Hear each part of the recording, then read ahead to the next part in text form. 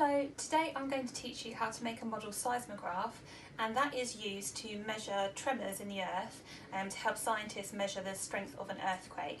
So for this you'll need a cardboard box. This sort of size is quite good, but you could use a cereal box if you don't have one of these. Either some string. I didn't have string, so I'm just going to use a shoelace, so you can use one of these. A pair of scissors, a biro or any sort of pen that has a metal tip to it. You may need a bit of sellotape, it depends how it goes. Some plastic or some polystyrene cups, a marker pen or a felt tip pen, and also some paper. So if you don't have paper like this, just a newspaper, that would be absolutely fine too, or even some kitchen roll. So for the first step, you are going to need to cut the flaps off your cardboard box. You won't need these again, so they can go in the recycling bin, or if you've got a craft box. Okay, so that's what I'm going to do now.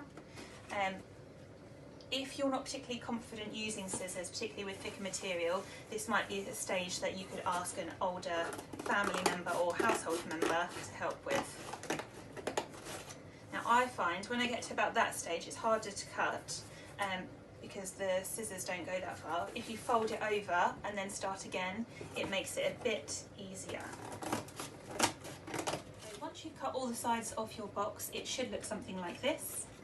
And your next stage, you're going to need the biro for. You are going to make 2 holes in your box at the top. So it should look like that. Okay. Whilst you've also got the biro in hand, it's a good idea to do the same, because you'll need a hole in the bottom of your cup. So you use a biro with this. Make sure you angle it away from you and don't poke it down onto your leg, because otherwise you might end up stabbing yourself in the leg with the biro, and that would not be good. You'll also need to make a cut either side of your cup. So if you've used a plastic cup, you might find it a bit tricky to pierce the side with a biro. So if you're using a cup like this, it might be worth asking an adult in your household to help you by cutting a hole with some scissors, or a hole punch if you've got them. But the biro works really well with polystyrene cups. So once we've done this, we're on to our next stage, and this involves the shoelace, the box and the cup. So I'm going to put one end of my shoelace through one of the holes at the top and pull it through. And then I'm going to do the same with the other end of the shoelace through the other hole. Okay, so it should look something like this at this stage. And then what I'm going to do, I am going to put this bit of my shoelace through one of the holes at the top of my cup. There we go. I'm just going to pull it through. Now because it's a shoelace, I'm not going to cut it, I'll just leave it like this. But if you've got string and want to trim it down and tie it in a knot, you can do. I'm going to do the same with this end of my shoelace through the other side of the cup. And I'm going to just leave it so it dangles in our box. So I need to tighten the strings a little bit, pull them. Because I want my cup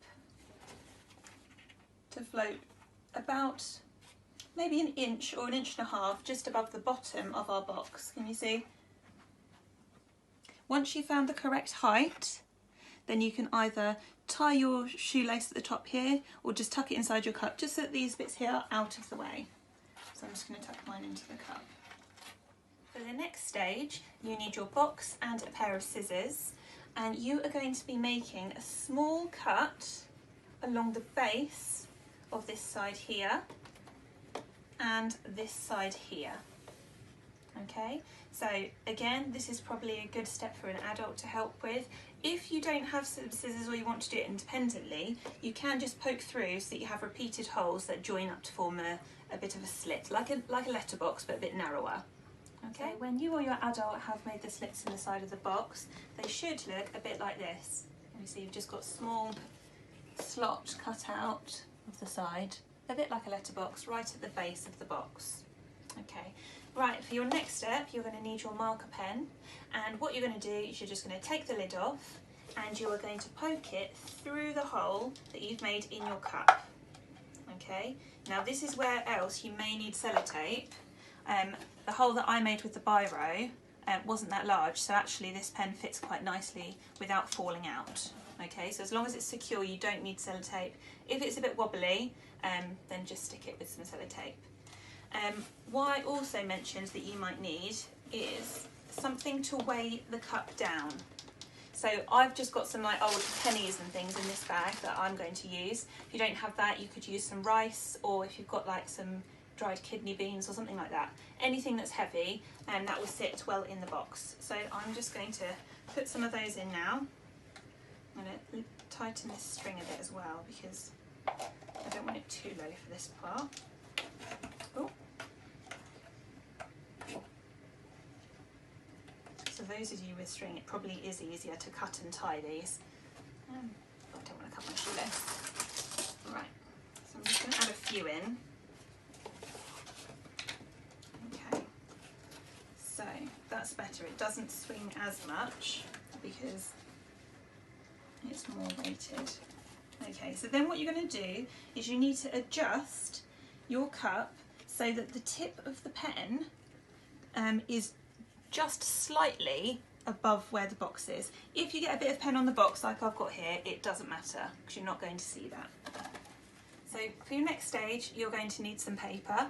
If you've got A4 paper like this, you're going to cut it into 3 strips long ways. Okay, so you'll end up with 3 skinny strips like this that you will then stick together with glue or sellotape, so it's one long strip of paper. Okay, now we're nearly there. So this strip of paper, we are then going to feed through one of our slots in the box. So you may need a helper to hold this for you. I'm going to move to the side so I can do this a bit more carefully.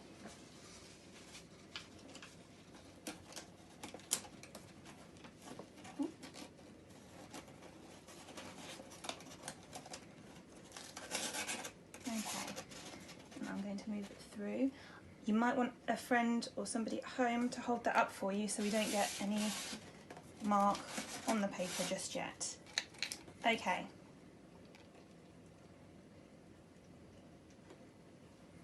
So now I'm going to go to the other side and I'm going to wobble my box whilst pulling through the strip of paper to simulate what a seismograph would do to record the waves of an earthquake.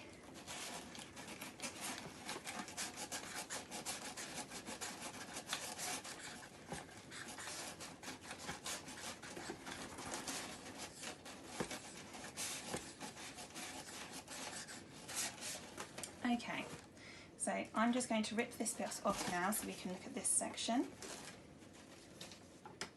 And if I hold this up, you can see the zigzags that have been recorded in the seismograph that represent the tremors that an earthquake would have. And this is what scientists use to measure how strong or powerful an earthquake is.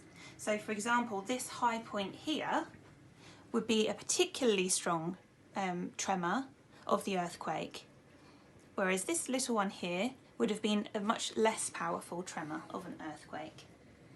Okay?